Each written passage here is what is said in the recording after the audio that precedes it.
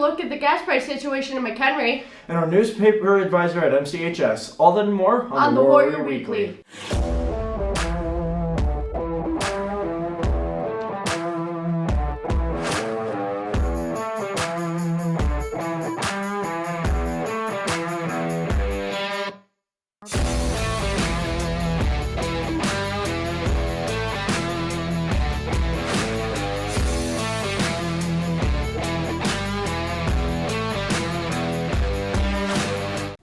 Warriors, and welcome to this week's edition of the Warrior Weekly, presented by Warrior Student Media. I'm Madison Harbison. And I'm Ryan Tedman. This week we take a look at a number of exciting events and stories at MCHS.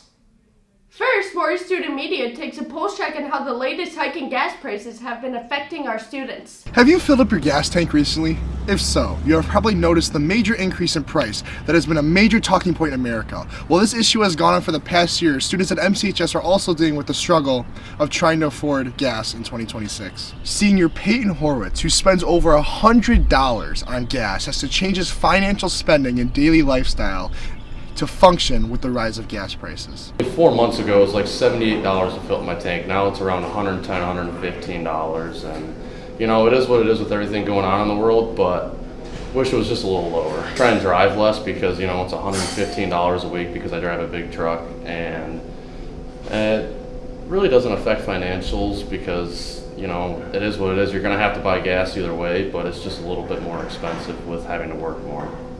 I do try and eat out less because yet you're spending $40 a week more on gas alone. So, you know, you make sacrifices eating out less, but still get to drive around. I mean, all they really can do is try and like import less oil and drill more of our own like American oil. So like it'd be less cost to actually have our own gas instead of importing from other countries. Social science teacher Mr. Melanis dives deeper into the root cause of gas prices increasing and the potential future transition from gas vehicles to electric.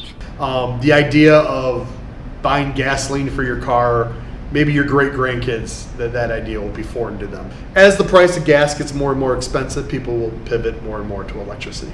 Another thing the government could do is they have a national strategic oil reserve where they could roll oil out of the reserve to get the prices to go down more. If there's plenty of oil on the market, the price is going to go down. If there's a disruption, whether it's a war going on in the Middle East or war conflict in Venezuela or issues at the refineries, those are all things that can impact the prices of gasoline.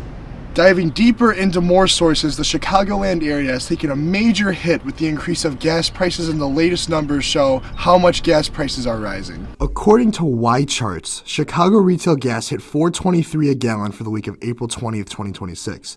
They also said that the ongoing war in Iran is contributing to natural gas price unpredictability. And according to Destination Charged, the national average as of April 22nd is $3.91 a gallon, meaning Chicago is running notably above the national average. They also said how Illinois sees seasonal price increases in spring and summer driving months. The situation with gas prices still has a pending solution, as we are living in these times, and for now, drivers are left to deal with the expensive cost of gas per gallon. Reporting for the Warrior Weekly, we are Aiden Hirsch, Hunter Lechner, Cole Tapia, and Lucas Decker. Lastly, WSM dives deeper into the newspaper advisor, Mr. Urbach, and the difference he makes at MCHS. Teachers.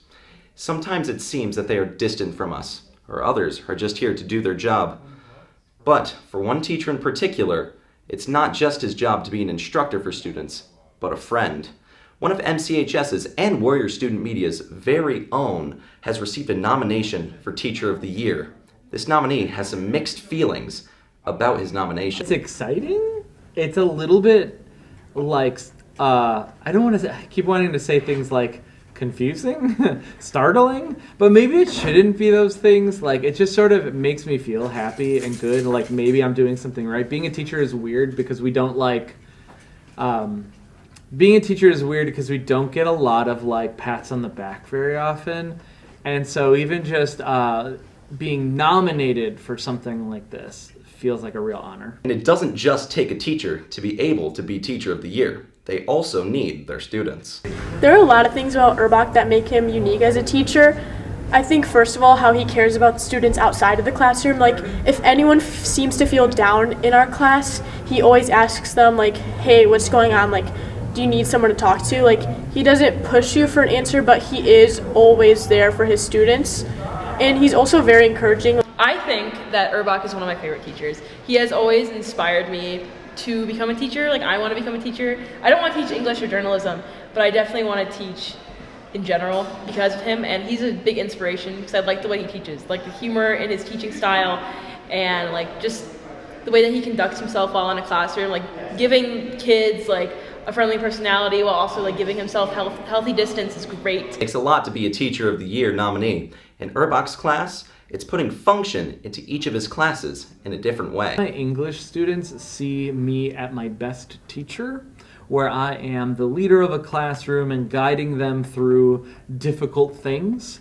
Whereas I think my journalism students probably see me more as like a guide. Like I'm the grown-up in the room that's pointing them in the right direction and then empowering them to learn on their own.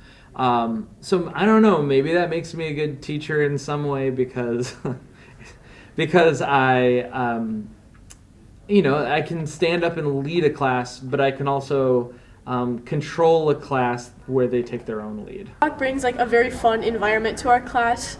Like you can tell he's passionate about teaching and passionate about journalism, and that carries on through all the students in our class, and you can tell like he's a positive influence in all the kids in our class.